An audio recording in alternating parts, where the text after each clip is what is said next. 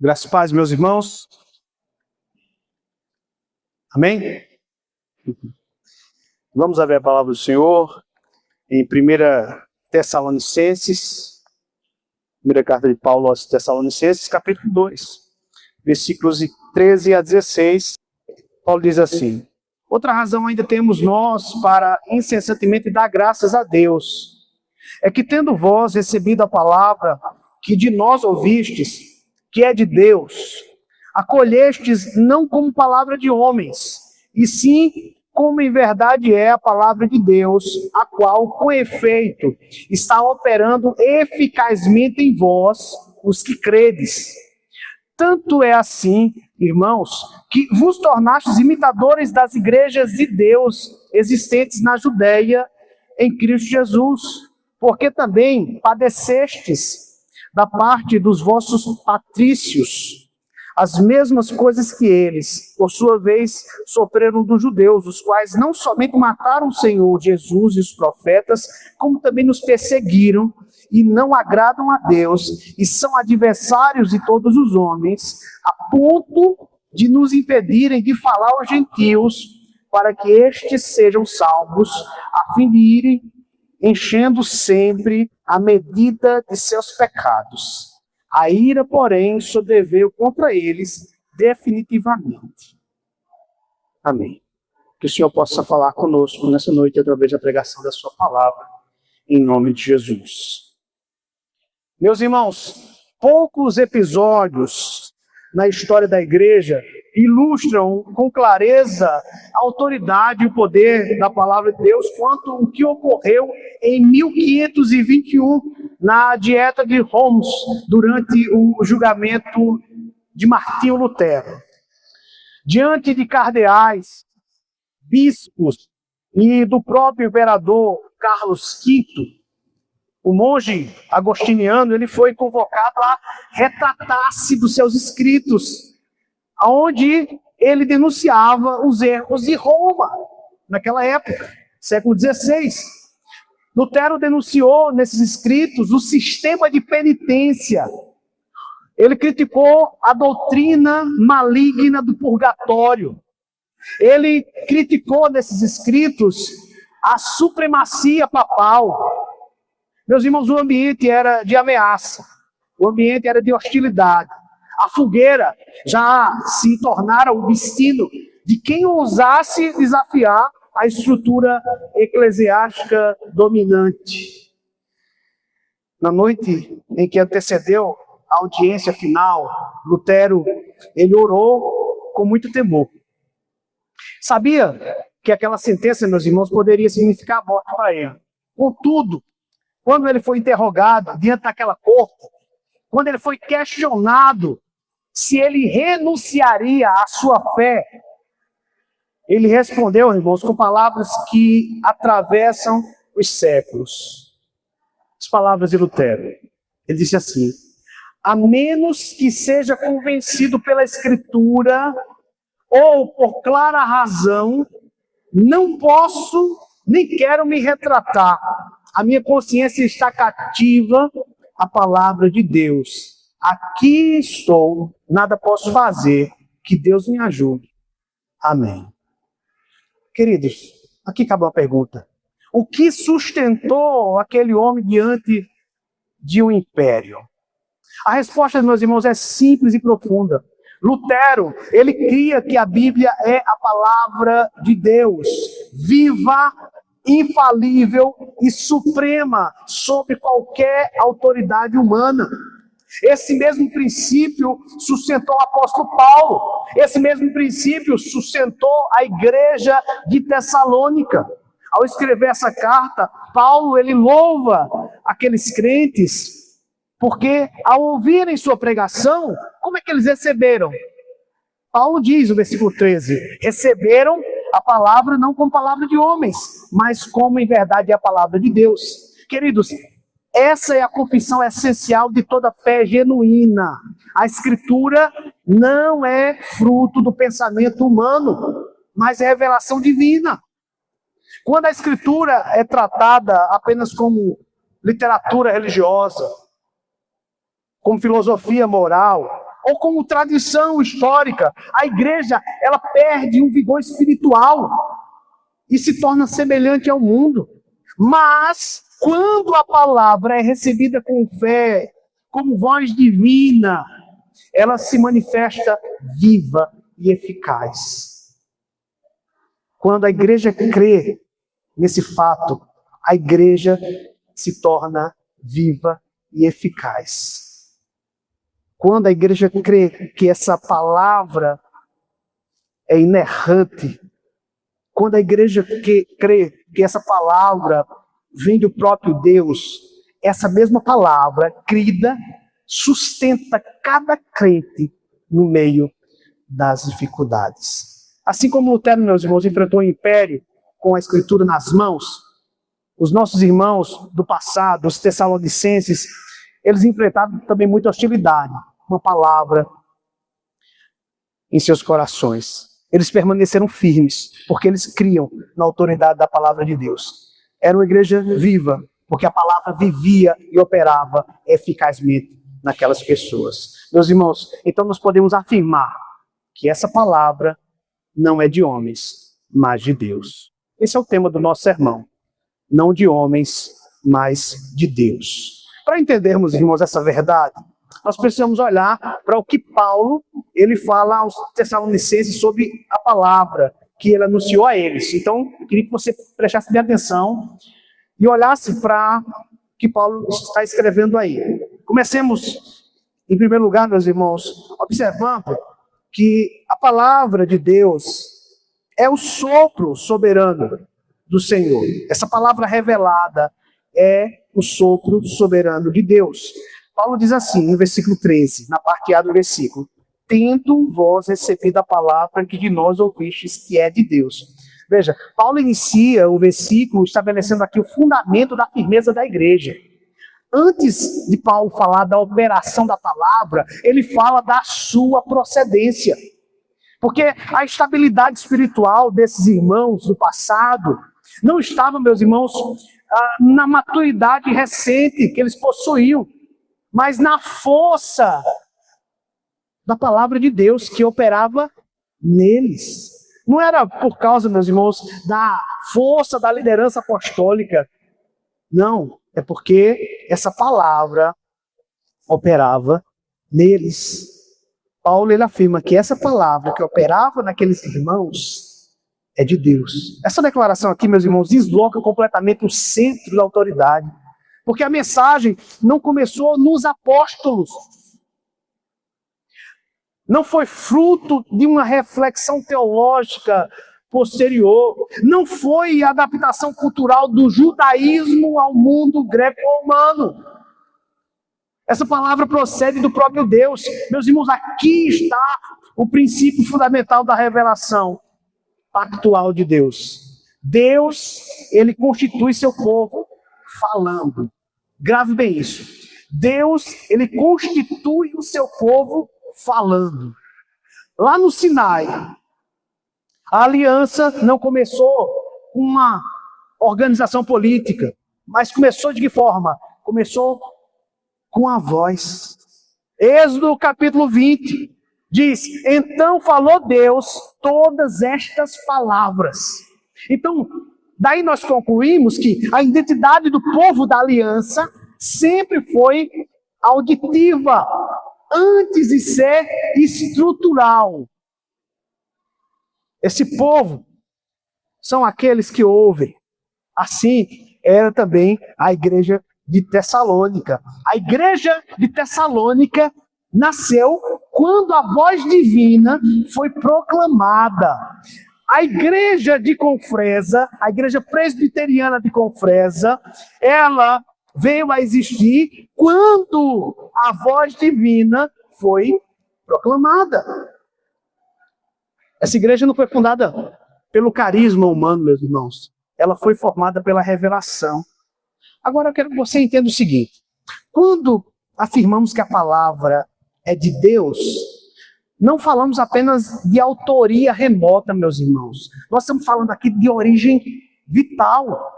Paulo ele diz, lá em 2 Timóteo 3,16, ele diz assim: toda toda a Escritura é inspirada por Deus. Veja só, o termo utilizado pelo apóstolo Paulo significa literalmente soprada por Deus. Essa palavra que nós temos nas nossas mãos, ela foi soprada por Deus. Então, a Escritura, ela procede do fôlego divino. Na narrativa da criação, o sopro de Deus não era um mero som, meus irmãos. Lembra lá de Gênesis 2:7? E lhe soprou nas narinas o fôlego da vida e o homem passou a ser alma vivente. O sopro de Deus cria vida. Lembra na visão de Ezequiel 37:9? Vem dos 4 ventos, ó Espírito, e assopra sobre estes mortos para que vivam. Veja, o sopro de Deus transforma morte em vida. Assim também, meus irmãos, a palavra. Ela não é apenas comunicação de informação, é transmissão de vida. Quando Paulo afirma que a palavra é de Deus, ele está dizendo que aquilo que foi ouvido pelos Tessalonicenses carrega o próprio fôlego criador e redentor do Senhor. Veja, o que vocês estão ouvindo aqui nessa noite, meus irmãos, carrega o próprio fôlego criador e redentor do Senhor. A igreja nasce do sopro de Deus. Paulo ele acrescenta ainda: de nós ouvistes. Veja, a revelação não desceu do céu como um texto pronto. Não foi assim. Ela foi comunicada por meio de homens reais. Mas essa mediação humana não enfraquece a origem divina. Veja, Pedro, 2 Pedro 1:21 diz assim, escutem bem: porque nunca, jamais qualquer profecia foi dada por vontade humana. Entretanto, homens santos falaram da parte de Deus, movidos pelo Espírito Santo. O verbo aqui, movidos, indica uma condução ativa. Ou seja, os autores não foram anulados. Eles não entraram em transe quando receberam a revelação divina. Eles foram governados. Não houve um ditado mecânico para eles, nem uma autonomia independente, meus irmãos. Houve uma superintendência soberana. Deus, ele, então, utiliza a personalidade desses homens, o vocábulo desses homens, o contexto histórico desses homens, o estilo literário desses homens e da época, e ainda assim garantiu infalibilidade no resultado. Pode observar que cada autor bíblico tem uma característica. Você vai ver que Paulo tem uma maneira de escrever diferente de Pedro, diferente de Tiago, diferente de Judas, irmão do Senhor Jesus, não o traidor, aquele que escreve a penúltima epístola. Você vai ver que há uma diferença nas escritas dos profetas do Antigo Testamento, do próprio Moisés. Deus, ele usou estes homens e o resultado foi um livro perfeito. Isso significa, meus irmãos, que a palavra é plenamente divina em sua origem. Plenamente humana em sua forma e plenamente confiável em seu conteúdo. Então, se a origem é o sopro divino, o resultado não poderia ser fragmentado, meus irmãos. Ao longo dos séculos, diferentes autores escreveram sobre circunstâncias variadas. Estude um pouco o contexto de Oséias. Estude um pouco o contexto de Isaías. Estude um pouco o contexto do Pentateuco e depois dos livros históricos. Então, esses autores, eles escreveram sobre diferentes circunstâncias. Ainda assim, a Escritura mantém unidade orgânica. É o mesmo tema tratado de Gênesis, Apocalipse. E qual é o tema principal? A redenção. Todos os livros se encaixam. Todos os 66 livros se encaixam um no outro. Veja, a promessa inicial encontra cumprimento. A expectativa profética converge para Cristo. A redenção é explicada nas epístolas. A consumação é anunciada no livro de Apocalipse. Meus irmãos, essa coerência não pode ser atribuída apenas à tradição religiosa. Há uma única mente governando todo. Então, quando Paulo diz que a palavra ela foi pregada por nós, ele deixa claro que os apóstolos não criavam doutrina. Os apóstolos não criavam doutrina. O que eles eram? Eles eram embaixadores do rei. Eles transmitiam aquilo que o sopro divino lhes confiara. A igreja, irmãos, ela não nasce da criatividade pastoral de Paulo ou dos apóstolos. Nasce da revelação soberana. E aqui nós temos algumas implicações, meus irmãos, fundamentais. Eu queria que você prestasse bem atenção nessas implicações teológicas fundamentais. Se a palavra é o sopro de Deus, então ela é viva. Se a palavra é o sopro de Deus, ela é autoritativa. Se ela é o sopro de Deus, ela é irrevogável. Meus irmãos, a autoridade da igreja não está acima dela, está debaixo dela.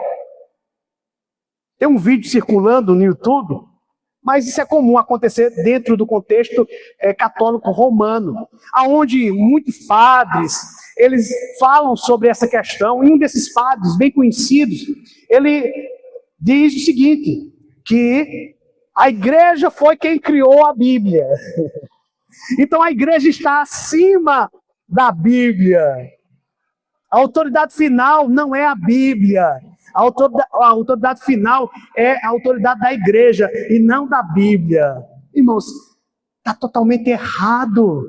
A igreja, ela veio a existir por causa da palavra de Deus, por causa do sopro de Deus.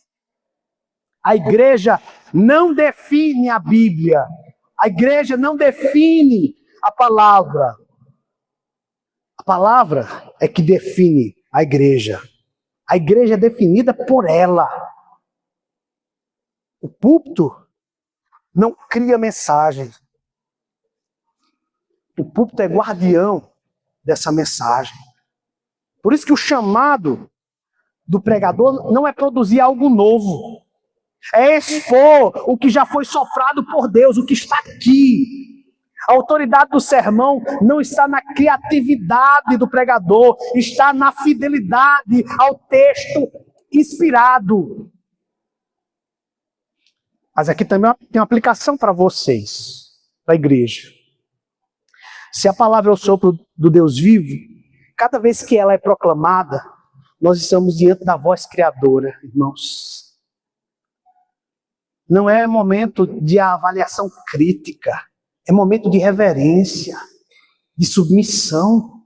A maneira, meus irmãos, como nós ouvimos essa palavra, revela o que nós cremos sobre a origem dessa revelação. A maneira como você ouve essa palavra vai dizer muito sobre a sua crença na origem dessa revelação. Se você realmente crê que ela é divina, você deveria se submeter a ela de corpo e alma. Então, irmão, se a palavra procede do sopro soberano de Deus e foi transmitida sob a superintendência infalível de Deus, a questão agora é inevitável. Como nós devemos recebê-la? Veja, a palavra de Deus, em segundo lugar, deve ser recebida como verdade divina. Se você sabe que ela é o sopro divino, então você deve receber ela como a verdade de Deus. Veja, versículo 13 ainda na parte B. Examinamos a parte A, agora a parte B do versículo 13. Acolhestes não como palavra de homens, e sim como em verdade é a palavra de Deus. Se primeiro Paulo enfatiza aqui a procedência da mensagem, agora ele destaca a postura da igreja diante dela. A palavra, meus irmãos, é objetivamente divina, mas sua eficácia na vida da igreja depende da forma como ela é acolhida. Não basta que a mensagem seja verdadeira, é necessário que seja recebida como tal.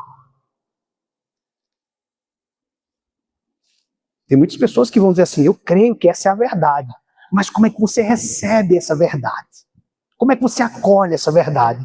Paulo diz que estes irmãos acolheram essa verdade. O termo aqui, para acolheram, indica recepção consciente. Uma recepção deliberada. Não foi uma mera audição casual. Foi acolhimento com fé. E observe o contraste que o apóstolo constrói aqui. Ele diz, não como palavra de homens, mas como em verdade é a palavra de Deus. Aqui não se trata apenas, irmãos, de conteúdo correto, trata-se de reconhecimento da autoridade. Eles não estavam avaliando Paulo como filósofo, não estavam examinando o sistema religioso, entre outros. Eles discerniram que o próprio Deus lhes falava. Isso, irmãos, é decisivo. A igreja, como nós falamos, não confere autoridade à palavra.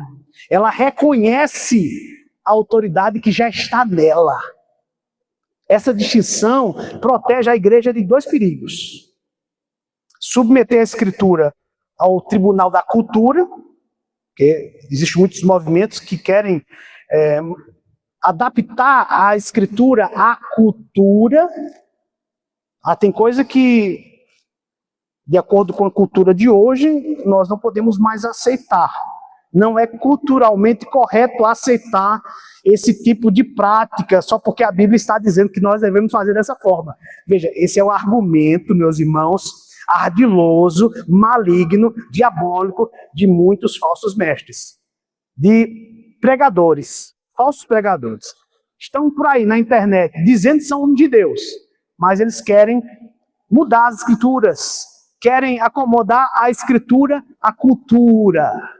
Querem ajustar a verdade às preferências do auditório, à preferência do freguês, ao gosto das pessoas. Irmãos, quando a palavra é recebida como humana, ela se torna discutível. Quando ela é recebida como divina, ela se torna na nossa vida normativa. Esse reconhecimento, irmãos, não nasce, é claro, da neutralidade intelectual. Ela é fruto da operação do Espírito Santo no coração. É claro que é o Espírito Santo que tem que fazer com que você creia nisso.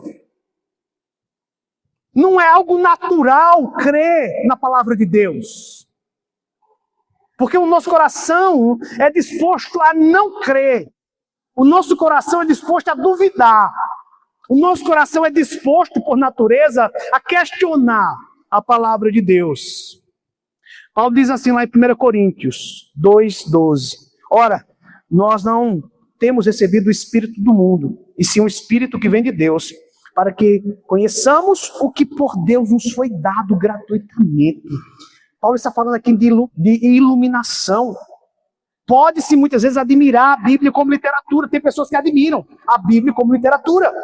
Pode estudá-la como um material acadêmico.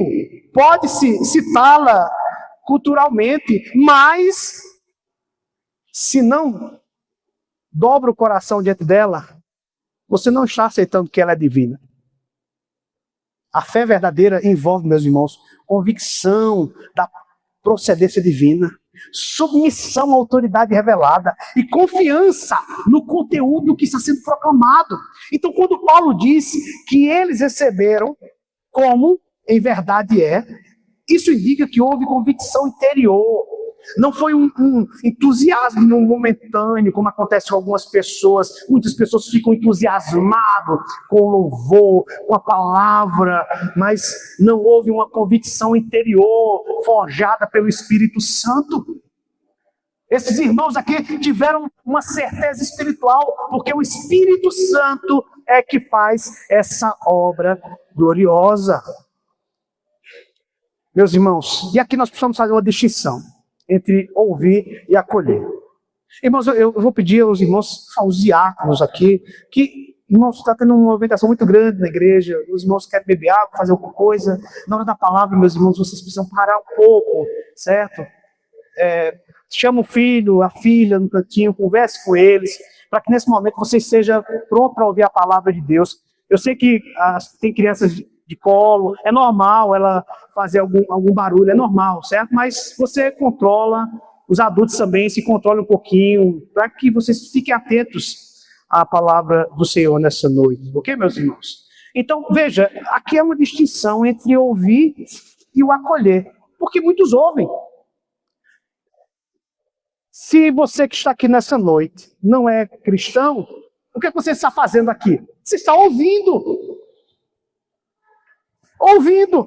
Mas isso quer dizer que você está recebendo. Então veja, a diferença está na disposição do coração. Porque o próprio Senhor, ele declarou o seguinte, João 10, 27, as minhas ovelhas ouvem a minha voz, eu as conheço e elas me seguem.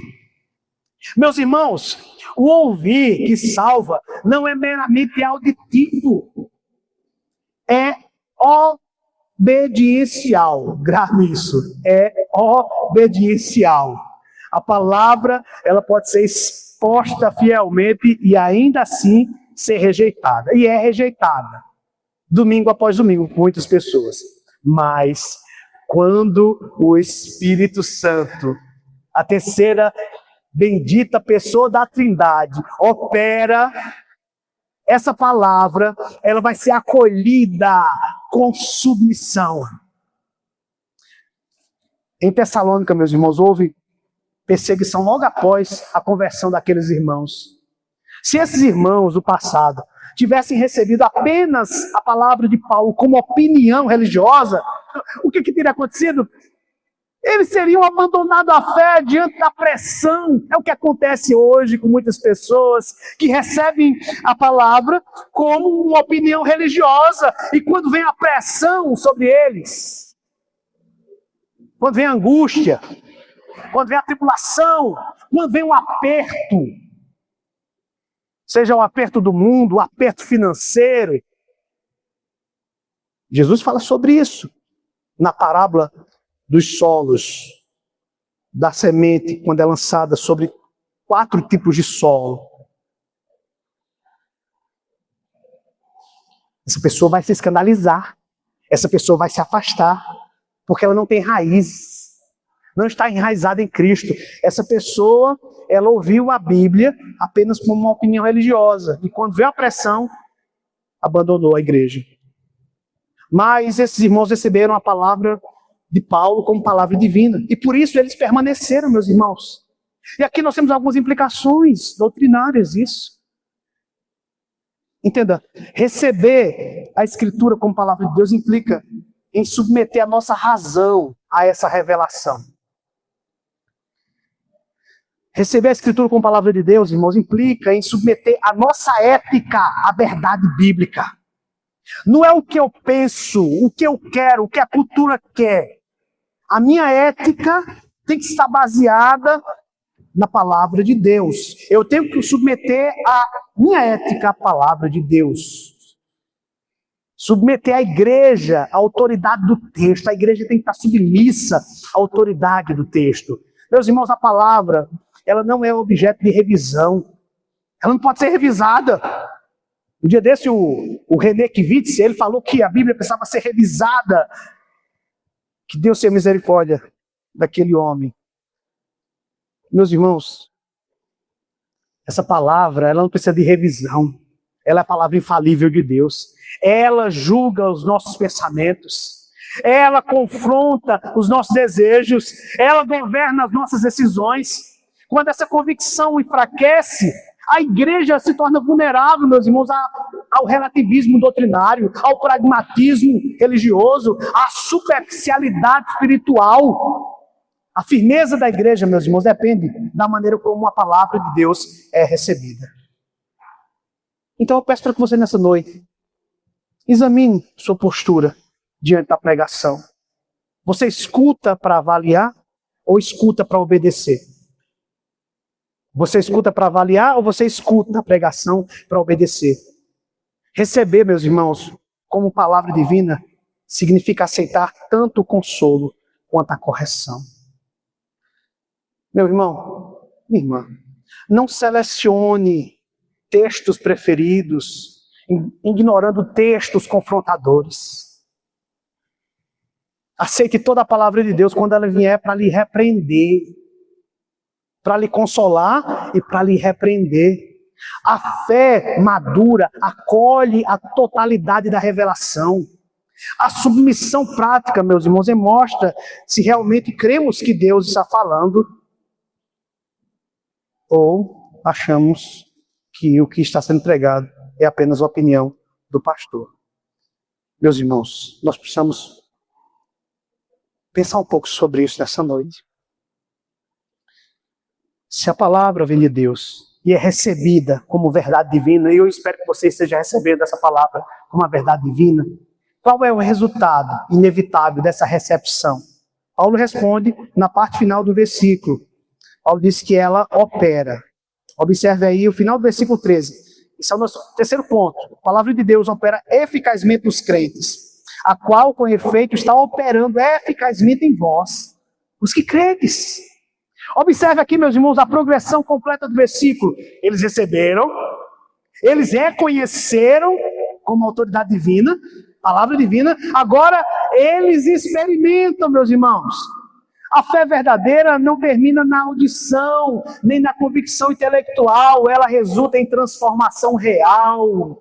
Paulo não diz apenas que a palavra foi aceita, ele afirma que ela está operando.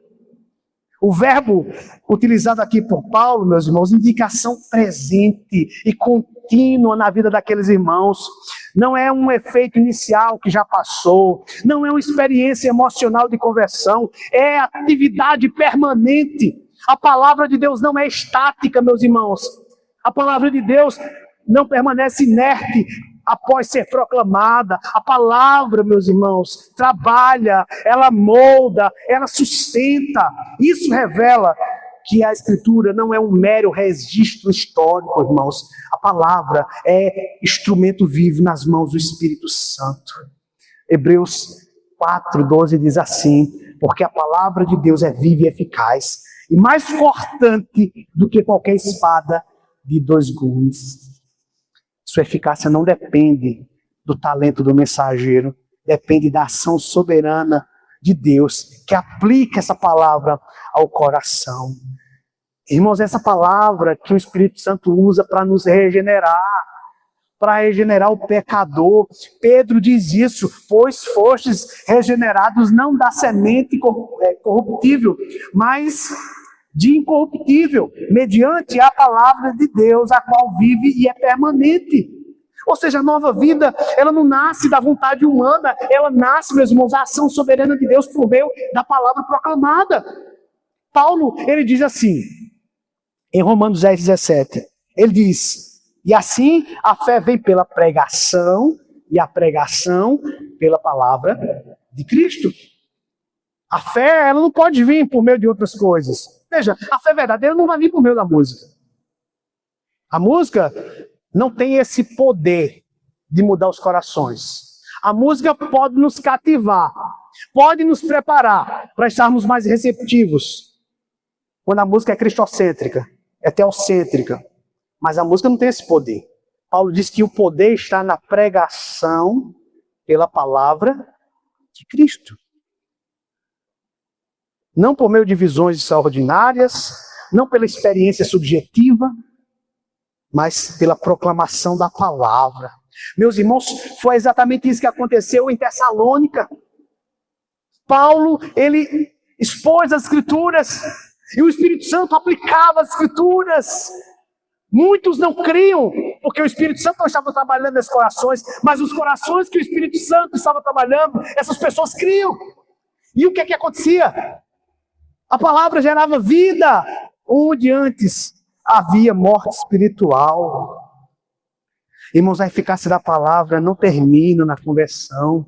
ela continua no processo de transformação, meus irmãos. Paulo diz, não vos conformeis com esse século, mas transformai-vos pela renovação da vossa mente, para que vocês experimentem qual seja a boa, agradável e perfeita vontade de Deus. A mente é renovada pela verdade divina, a verdade molda os nossos afetos, os afetos moldam as nossas ações, a palavra confronta, meus irmãos, o nosso pecado, nos corrige do erro, instrui no caminho da justiça, onde ela está operando, onde a palavra está operando, há crescimento real.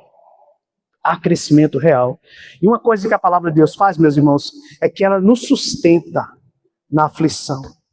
Porque o contexto aqui de 1 Tessalonicenses mostra que houve uma perseguição severa contra esses irmãos. Eles sofreram nas mãos dos seus próprios compatriotas. Se a fé fosse superficial, teria desaparecido. Mas a palavra estava operando eficazmente neles. Isso revela uma verdade profunda. A Escritura não apenas informa, meus irmãos, ela fortalece. Quando o mundo pressiona, a promessa do Evangelho nos sustenta. Quando a alma vacila, a verdade nos estabiliza. Quando o medo cresce no nosso coração, a palavra nos relembra de que existe um Deus soberano que governa todas as coisas. Ele é o nosso refúgio e a nossa fortaleza, o nosso socorro bem presente na hora da tribulação.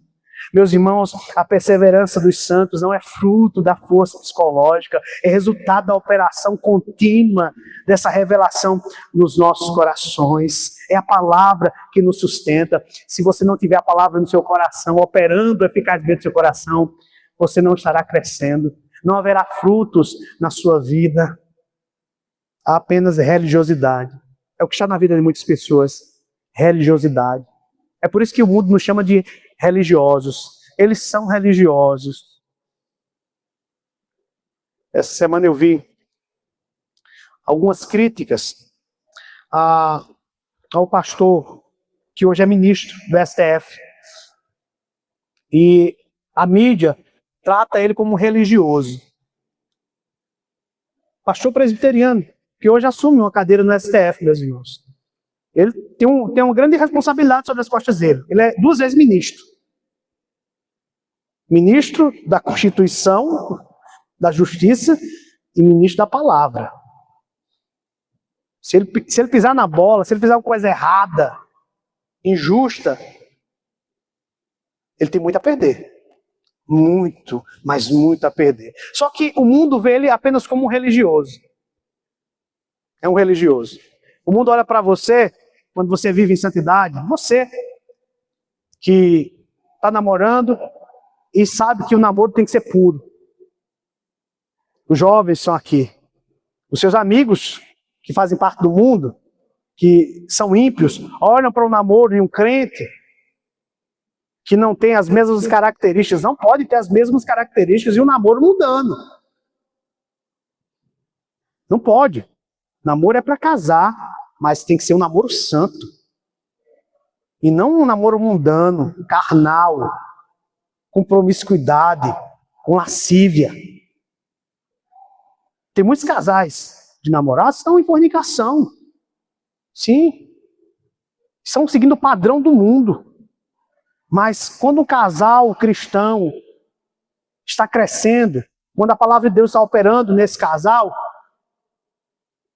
vai haver fruto. Isso vai fazer com que o mundo olhe para esse casal e vão chamar de religiosos apenas.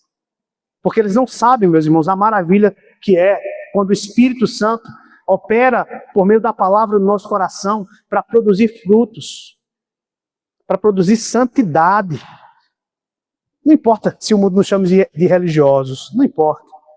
Nós não somos religiosos no sentido que o mundo nos chama. Nós somos cristãos, somos filhos de Deus, somos o povo da aliança, discípulos do Senhor Jesus Cristo, que amam essa palavra, que vivem essa palavra. Mas a palavra nunca é neutra. E eu vou encerrar com esse último ponto. Grave isso. Talvez você não goste do que você vai ouvir nesse momento. A palavra nunca é neutra. Se ela opera vida nos que creem, ela também produz juízo sobre os que resistem a essa palavra. Paulo agora apresenta a outra face inevitável da revelação. Não se preocupe, irmãos, eu não vou me demorar nesse último ponto. O último ponto. A palavra de Deus julga a incredulidade. De 14 a 16, os versículos 14 a 16 do capítulo 2. Paulo diz assim: tanto é assim, irmãos, que vos tornastes imitadores das igrejas de Deus existentes na Judéia em Cristo Jesus. Porque também padecestes da parte dos vossos patrícios as mesmas coisas que eles, por sua vez, sofreram dos judeus, os quais não somente mataram o Senhor Jesus e os profetas, como também nos perseguiram, e não agradam a Deus, e são adversários de todos os homens, a ponto de nos impedirem de falar aos gentios, para que estes sejam salvos, a fim de irem enchendo sempre a medida dos seus pecados. A ira, porém, sobreveio contra eles definitivamente. Irmãos, Paulo amplia a cena histórica e teológica de suas palavras. Versículo 13, a palavra opera nos que creem. No versículo 14, ela produz algo visível. Eles se tornaram imitadores. Nos versículos 15 a 16, ela revela o juízo que acompanha aqueles que rejeitam a palavra. Então a palavra não apenas salva, ela também separa, ela também identifica, ela também julga. A palavra, em primeiro lugar, coloca o crente na história da cruz. É o que Paulo diz aqui no versículo 14. A palavra coloca o crente na história da cruz. Ele diz, tanto é assim. Veja, a expressão confirma a eficácia do versículo anterior. O sofrimento é evidência concreta de que a palavra está operando, mas Paulo não diz apenas que eles sofreram. Ele afirma que eles se tornaram imitadores.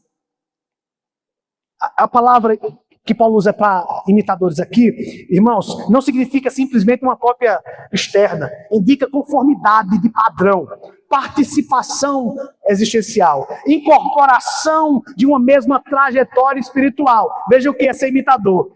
É participar de uma mesma trajetória espiritual. Eles não estavam apenas admirando as igrejas da Judéia. Aonde nasceu, onde o cristianismo floresceu, foi justamente na Judéia. Esses irmãos de Tessalônica, de outra região, estavam compartilhando da mesma experiência redentiva que aqueles irmãos da Judéia experimentaram, porque aqueles irmãos da Judéia foram perseguidos também. Lembra da perseguição lá em Atos? Quando nós temos a história ali do crescimento numérico da igreja, quando a igreja se espalhou para Antioquia, quando houve, meus irmãos, mortes de profetas, quando houve apedrejamento de cristãos, prisões. Paulo está se referindo a esse momento, que agora essa igreja, depois de alguns anos, está passando pela mesma coisa. Lembra do que Estevão passou lá em Atos? Foi apedrejado, e os outros crentes, Paulo está dizendo, vocês também, eu sei que vocês estão experimentando a mesma coisa, mas vocês estão firmes. Vocês são imitadores das igrejas de Deus existentes na Judéia, em que Jesus... Então, ser imitador aqui, meus irmãos, significa participar da mesma união com Cristo. E, portanto, da mesma experiência histórica que acompanha essa união. Sabe qual é essa experiência histórica dessa união com Cristo? A união com Cristo não é abstrata, meus irmãos, ela é histórica. Quem está em Cristo participa de sua vida. Quem está em Cristo participa de sua justiça. Quem está em Cristo participa da sua morte. E quem está em Cristo participa dos seus sofrimentos. Como está escrito, porque vos foi concedido a graça de padecerdes por Cristo, e não somente de crerdes nele. O sofrimento, irmãos, não é uma anomalia da fé. A marca da identidade cristológica, meus irmãos, é o sofrimento. Quando nós nos tornamos imitadores, como esses irmãos se tornaram, nós somos inseridos na comunhão da cruz, irmãos. Assim como os profetas foram perseguidos, assim como o nosso Cristo foi crucificado, assim como a igreja estava sendo hostilizada naquela época, como está sendo hostilizada hoje. Não sei se você tem ideia do que tem acontecido em alguns países por aí afora. Depois você entra no YouTube, coloca lá, Missões Portas Abertas. Lá tem vários documentários sobre a condição da igreja hoje lá fora. Você está aqui confortável, mas veja o que está acontecendo perto da gente, no México. Perseguição religiosa, perseguição contra cristãos que amam a palavra. Na África, nós estamos só preocupados com o nosso quadrado, com o nosso ambiente. Mas a igreja está sendo perseguida, irmãos. Quanto mais fiel formos, mais perseguidos seremos. Tem alguma coisa errada com o cristianismo no Brasil, não tem? Tem alguma coisa errada com o cristianismo no Brasil. Tem sim. Eu não estou vendo aí os crentes sendo perseguidos. Poucas notícias nós temos por aí de algum processo de um pastor, mas eu não estou vendo, irmãos, os crentes sendo perseguidos no Brasil. Que tipo de cristianismo é esse que nós estamos vivendo, irmãos, no Brasil? Que tipo de cristianismo é esse? Se de fato vivermos como discípulos de Cristo, vamos ser perseguidos. Meus irmãos, como eu acabei de falar para vocês, nós chamamos isso da união com a história da cruz. Quanto mais fiéis formos, mais seremos rejeitados. Assim como mataram o Senhor Jesus, os profetas, assim acontece com a igreja, quando ela é fiel ao Senhor Jesus. Mas aqui também, meus irmãos, nós aprendemos algo que deve alertar muitas pessoas, que só escutam a palavra e nada acontece. Veja só. Versículos 15 a 16, aqui nós aprendemos sobre a teologia do endurecimento progressivo. Paulo, ele descreve um agravamento moral quando se rejeita o evangelho. Não agradam a Deus, está aí nos versículos 15 a 16. Não agradam a Deus, são adversários de todos os homens, impedem a salvação dos gentios. Veja, o endurecimento, ele não é estático, ele se aprofunda. Primeiro, não agradam a Deus, são adversários de todos os homens e impedem a salvação dos gentios. Isso ecoa Romanos capítulo 1, meus irmãos. Paulo diz lá em Romanos 1, a partir do versículo 18, preste bem atenção. A ira de Deus se revela do céu contra toda impiedade e perversão dos homens, que detêm a verdade pela injustiça. Porquanto o que de Deus se pode conhecer é manifesto entre eles. Porque Deus lhes manifestou. Porque os atributos invisíveis de Deus, assim, o seu eterno poder, como também a sua própria divindade, claramente se reconhece desde o princípio do mundo, sendo percebidos por meio das coisas que foram criadas. Tais homens são, por isso, indesculpáveis.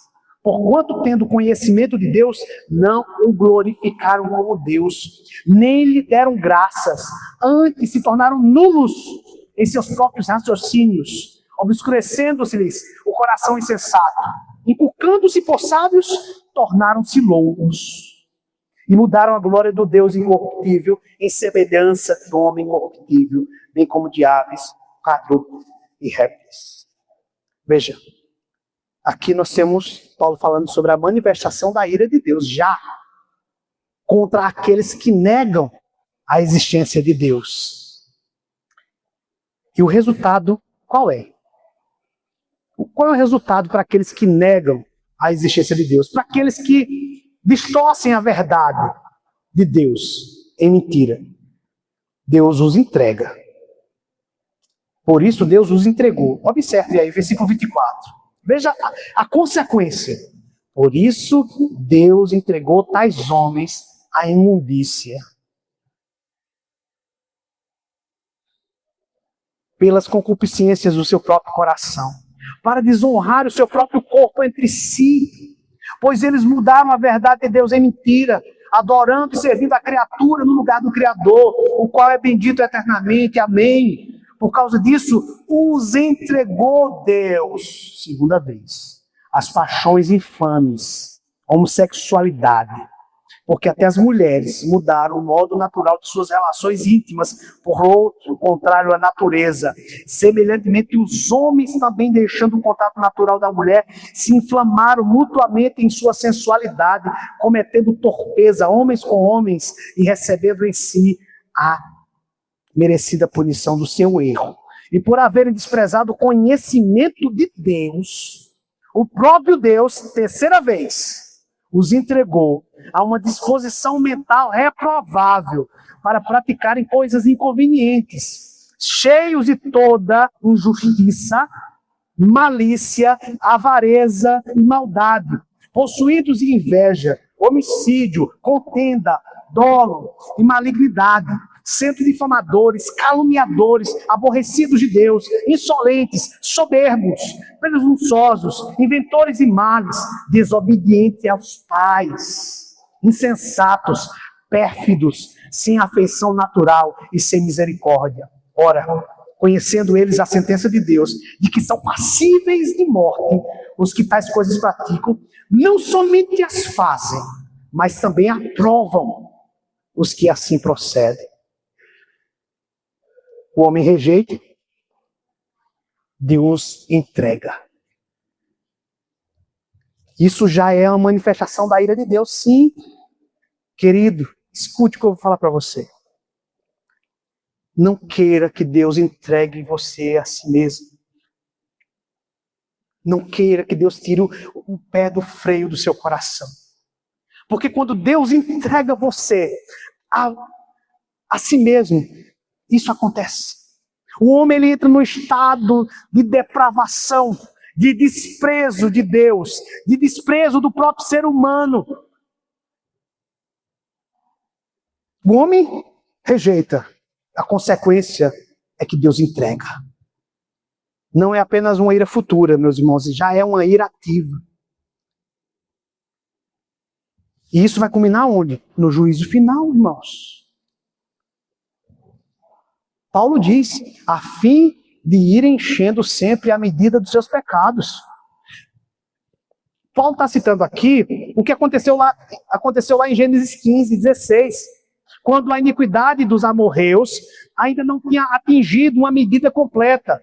Deus só ia punir os amorreus quando aquela maldade chegasse a um nível que ultrapassasse a sua paciência. Porque a paciência de Deus tem limite determinado. A paciência de Deus tem um limite determinado por sua justiça. Cada rejeição da revelação acrescenta culpa. Cada vez que você rejeita o evangelho, isso acrescenta culpa a você. Cada tentativa de impedir o evangelho agrava a responsabilidade dessa pessoa. Quem rejeita a maior luz vai assumir o maior juízo. A ira, porém, sobreveio contra eles, definitivamente. É isso que Paulo diz. Mas aqui, meus irmãos, a graça não desaparece. Paulo era perseguidor da igreja. Paulo foi alcançado pela palavra que tentou destruir, meus irmãos. Cristo, ele veio ao mundo para salvar os pecadores. Enquanto a palavra é proclamada, há esperança. Mas rejeitar essa esperança aumenta a responsabilidade. Então, vá para casa pensando sobre isso. A Escritura jamais é neutra. Ela nunca passa pelo homem sem produzir consequência. O mesmo evangelho que salva é o evangelho que julga. A palavra que restaura é a mesma que condena quando é rejeitada. Essa palavra, meus irmãos, é instrumento de vida para os que creem e testemunho de juízo para os que resistem a ela.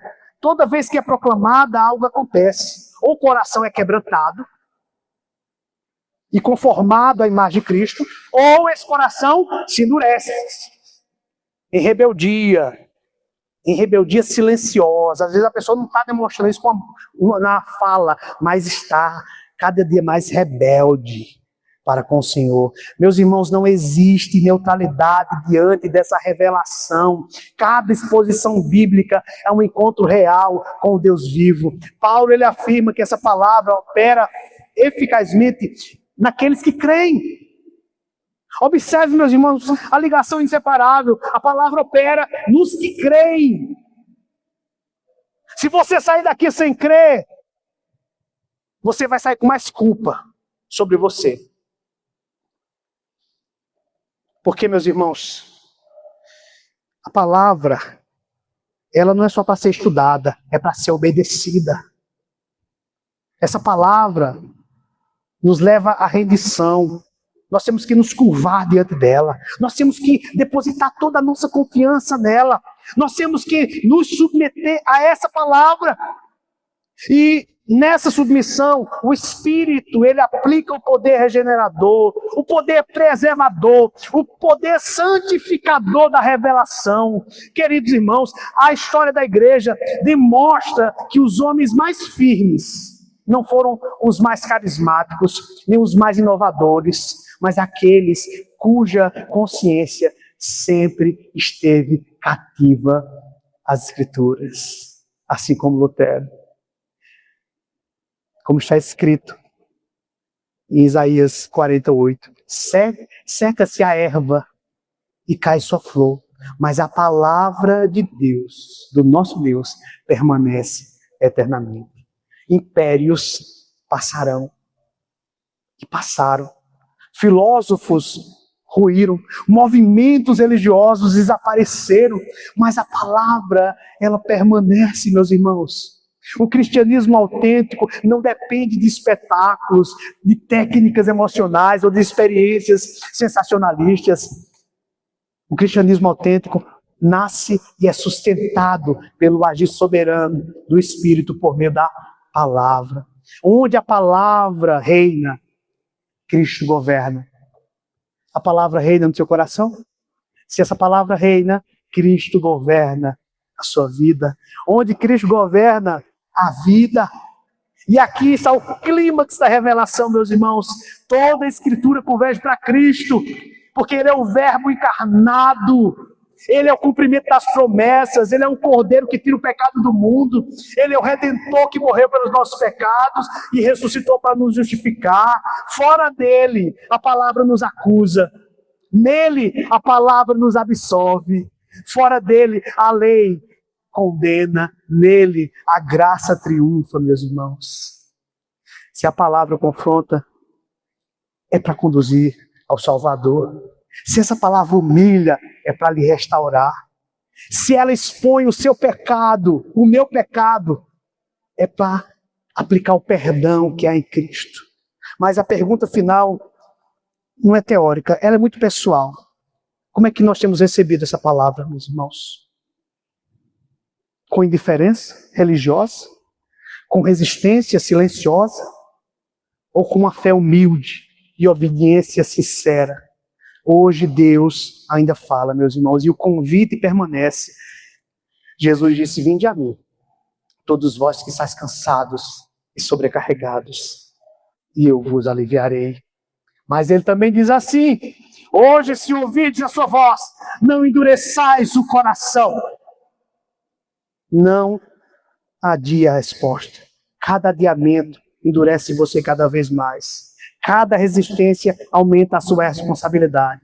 Então saiamos, portanto, irmãos, daqui com a consciência cativa às Escrituras, com os nossos joelhos dobrados diante do Senhor, com o coração inflamado de amor por essa palavra viva e com a decisão renovada de obedecer ao Senhor em todas as coisas. Porque ao final de tudo, quando a história se encerrar, quando as vozes do mundo se calarem, quando as estruturas humanas desaparecerem, apenas uma realidade permanecerá eternamente. Sabe qual é? A voz de Deus. Bem-aventurados os que ouvem, creem e perseveram até o fim.